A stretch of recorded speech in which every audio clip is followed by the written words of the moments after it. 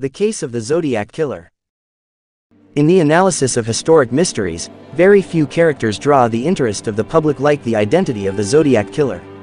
There have been many investigators who've taken on the overwhelming task of answering the question as to who was the Zodiac killer, a killer who terrorized the San Francisco Bay Area between the years of 1968 and 1969. Researchers and investigators alike have pointed to suspects such as Arthur Lee Allen, Gary Francis Post, Earl Van Best Jr. and Robert Kane, all of whom had some characteristic connecting them to the crimes of the Zodiac killer.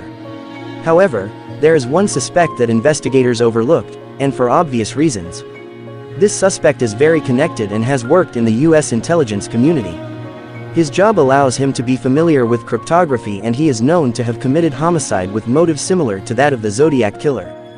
Finally, this suspect greatly resembled the composite sketches of the Zodiac killer, even widely known to have the same heavy-set physical frame as the Zodiac killer, and wore similar thick glasses as was known to be worn by the Zodiac killer. This suspect is Malcolm Mac Wallace, who was a CIA operative and a very efficient hitman for former President Lyndon B. Johnson. Malcolm Wallace was a professor at the University of Texas and a covert operative for the CIA. He is infamous for the daylight murder of golf professional Douglas Kinser, whom it's rumored was having an affair with Wallace's wife. Therefore, we've established two things about Malcolm Wallace. 1. He has engaged in homicide before. 2. He has engaged in what seems to be a crime of passion. The second point will be important when determining the motive of the Zodiac killer. The most important outcome regarding Malcolm Wallace's murder trial is that he received a 5-year suspended sentence. Found guilty of first-degree murder, Malcolm Wallace was allowed to walk free that very same day. This fact implies that Malcolm Wallace is very connected and is not simply a university professor as his cover implies. This supports not only the claim that he was involved in the nation's intelligence services, but also, that he might have a connection to President Lyndon Johnson. If he was a CIA operative, then it is possible that he was an operative trained in the art of killing, a skill that would be useful for a serial killer who uses the same cryptic communication method as the CIA and other spy agencies for secured communication. In fact, to support the view that the Zodiac killer is likely the CIA agent Malcolm Wallace, a famous cryptography is located at the entrance of the CIA headquarters in Langley, Virginia. This connects the CIA to the use of cryptography, which many people already know, since as explained before, spies regularly use cryptography for secured communication. One of the less appreciated facts of the Zodiac killer's case is how a presumably ordinary civilian could be able to encrypt one of the most indecipherable cryptography in human history. This implies some degree of professionalism regarding cryptography, and I've already explained how the intelligence services such as the CIA heavily depend on cryptography, especially at the height of the Cold War when the Zodiac killings occurred. It is my theory that Malcolm Wallace was trained in the art of cryptography during his formal training as a CIA operative, and it is likely that he was even included in more advanced cryptography programs which allowed him to be able to make indecipherable cryptography which can only be deciphered with a key provided by the cryptographer. This would be very necessary because cryptography exists to hide written messages that are discovered by persons not privy to the contents of the communication. Therefore, if the CIA wanted encrypted messages that the Soviets could not decipher if discovered, then there had to be a program aimed at training CIA operatives to be able to make indecipherable cryptography. This CIA program is where I believe Malcolm Wallace got his training in cryptography, and that is why he was able to operate as the infamous Zodiac killer and taunt the police with his cryptic letters. Since Malcolm Wallace's CIA training is what introduced him to cryptography, what other CIA programs or operations that he might have been involved in, which can link him back to the Zodiac killings?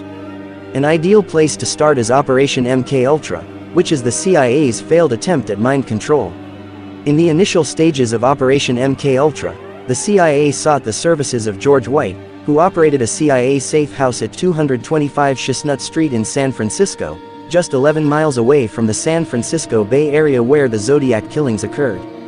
The question is, did Malcolm Wallace ever operate from the safe house at 225 Chestnut Street?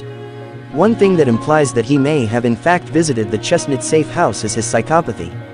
One of the objectives of Operation MKUltra was to mentally condition selected persons into being obedient yet brutal killers who would kill anyone on command.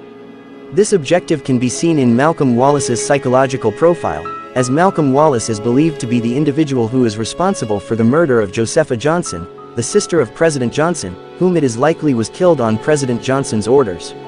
Additionally, from the death of Frank Olson, it is widely known that the CIA regularly experimented on their low-level operatives.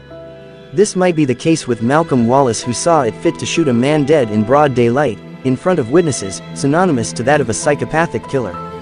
It is likely that if Malcolm Wallace was the Zodiac killer, he would have donned a disguise in the form of slight alterations to his face and hair. The Zodiac killer later donned a facial covering, which implies the killer's increasing desire to stay anonymous in his knowledge of the composite sketches of him in police custody.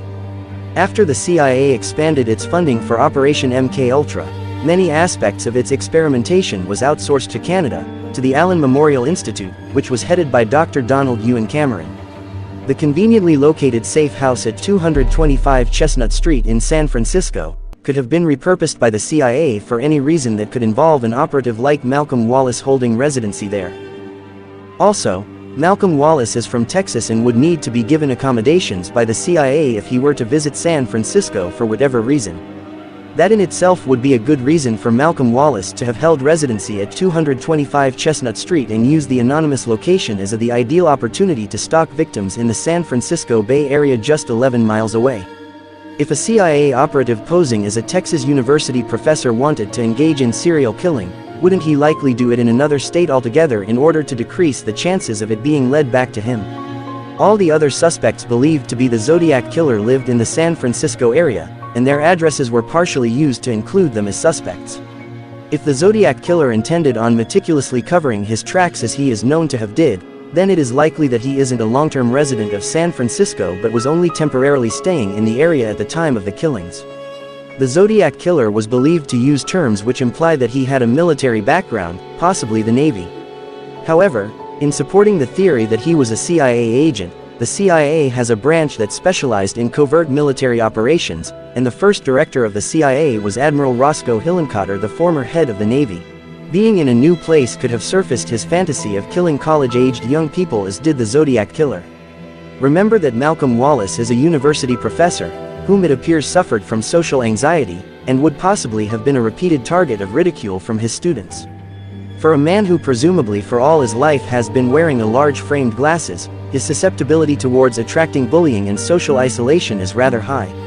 This long-term social ostracism and rejection from his peers, which likely continued throughout life, is an ideal motive to kill young people whom he has always felt ostracized him, possibly for being weird. There may have also been a sexual motive, as Malcolm Wallace may have been sexually interested in his students whom he felt rejected his failed advances. Remember, Malcolm Wallace killed Douglas Kinser because he was rumored to have had an affair with Wallace's wife. Therefore, it is established that sexual tension and humiliation are motives for Malcolm Wallace to kill, as he was humiliated by the fact that his affair was publicly known. These two motives can also be the reason why the Zodiac killer targeted young couples. It was the sexual frustration that he was undergoing over a long period why he held a grudge against young couples. The Zodiac killer may have had relationship problems and even sexual shortcomings why he chose to kill and the targets he chose. The Zodiac killer was noticeably more brutal on his female victims, which usually implies sexual frustration on the part of the offender. Serial killers like Ted Bundy and Andre Chikatilo both had sexual inadequacies which made them resort to violence against women. Malcolm Wallace, being the Zodiac killer, probably avoided targeting students at the Texas University because of his fear of being caught, something that was noticeable in how the Zodiac killer was extra careful to avoid being apprehended. Another relatively compelling evidence connecting Malcolm Wallace to the Zodiac killings is that the Zodiac killings seemingly ended around 1969 and Malcolm Wallace passed away not long after in 1971. That might explain why the Zodiac killer never returned to killing after his initial pause. Andre Chikatilo and many other serial killers sometimes pause and refrain from killing for years, then resume almost spontaneously. For the Zodiac killer, that is not the case, because he seemed to go quiet and never resumed his killings, which implies that he may have died like Malcolm Wallace. In conclusion, both Malcolm Wallace and the Zodiac killer used handguns in their killings, since Malcolm Wallace used a handgun to kill Douglas Kinser. Both men were heavy-set individuals who wore large framed glasses and had similar shaped heads and lips. Both had access to knowledge regarding cryptography. Both had the capacity to evade law enforcement. Remember, Malcolm Wallace was a trained CIA operative who would easily be able to evade law enforcement as the Zodiac Killer. The reason for his arrest for the killing of Douglas Kinser was because he decided to kill Kinser in public, in the presence of witnesses, many of whom possibly knew Malcolm Wallace personally. The Zodiac Killer targeted students and young couples. Malcolm Wallace worked with students and young people, and may have had a sexual interest in them. The killings mostly happened in designated lovers' lanes in an obvious effort to target young couples. Love lanes are isolated roads that young people in America routinely use to go and have alone time as couples. Malcolm Wallace might have been acquainted with the concept of lovers' lanes from his youth and from his association with the students at the University of Texas. This is how he might have gotten the idea of targeting young couples, knowing that love lanes are secluded and are usually no one around for miles. The attacks happened mostly on weekends, which would fit the work schedule of Malcolm Wallace's cover profession as a university professor. It is not easy solving a 57-year-old case when operating from a different country.